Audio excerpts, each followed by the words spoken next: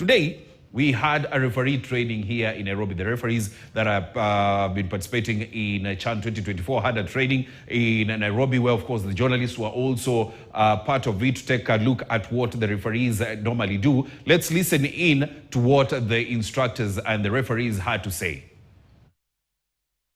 Well, to be honest, I want to congratulate Kenya. I want to congratulate CAF, because this is the zone.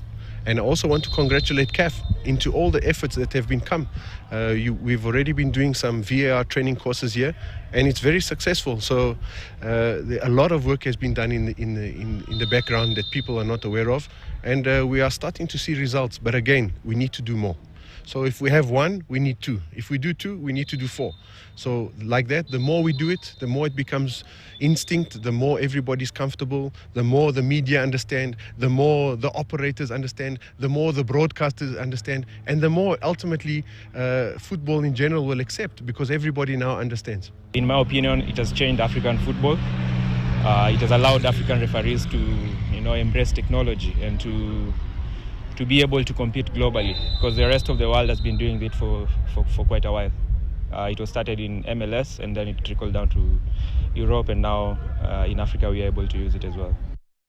Yes, so that was the referees training. Now, Cedric, now that we are having this, but still we've seen errors in the two semi-finals that we've had for the day. Quite disappointing that you have the technology actually to quell off the errors, and still the errors still coming. And more so, those referees in the VAR, those VAR video assistant referees, there are so many of them to consult among each other. Sometimes they sit around a lot of four individuals who, and again, need actually to discuss before a decision is made.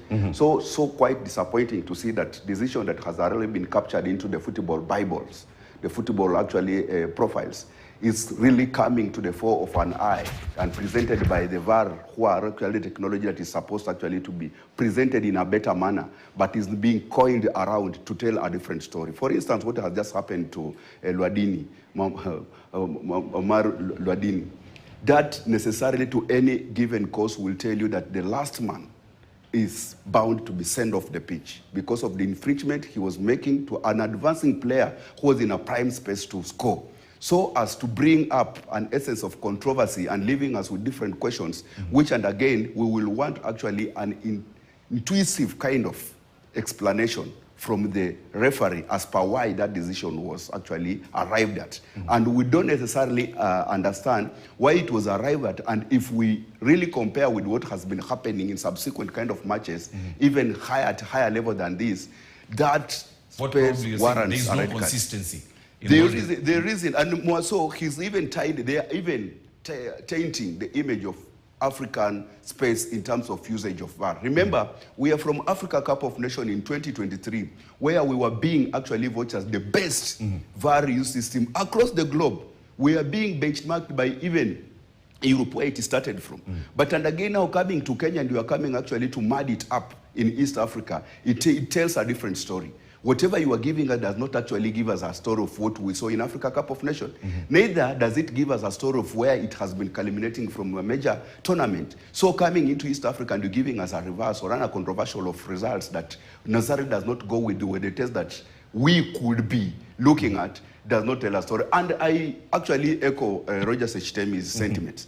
These are the things that even can result to the fans' apathy that we are seeing in the field. Because remember, fans will want as much as transparency in each and every match, so that they move on enjoying with that particular space.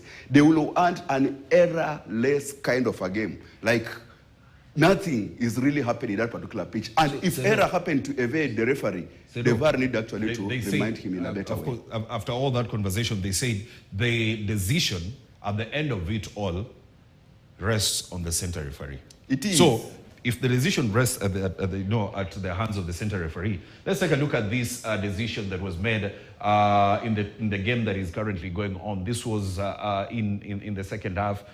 Do you think that Lamdui should have been sent off? Let's take a look.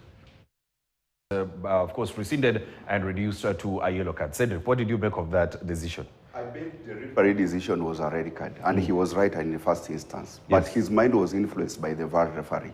Remember, when you are meeting a team, even in a discussion, whereby the dialogues, when you meet guys, actually 3, 4, 5 guys who overpowers you in any given argument, you will end up losing that particular case. Not necessarily that you are wrong, but simply Selu, because they're just replaying the clip for you to make up your own judgment. Yeah, when you watch the clip, anyone who watched the clip, there's nothing like the amounts of whatever charges or infringement that really brings the player down.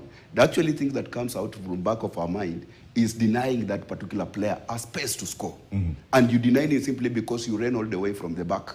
You are not in front of that particular player. The player has already gotten the space and he was advancing that particular. The only way out, try to find your way how to find the space in front of that player, which did not actually come from Luadini. Luadini, what he necessarily did, and it was intentional.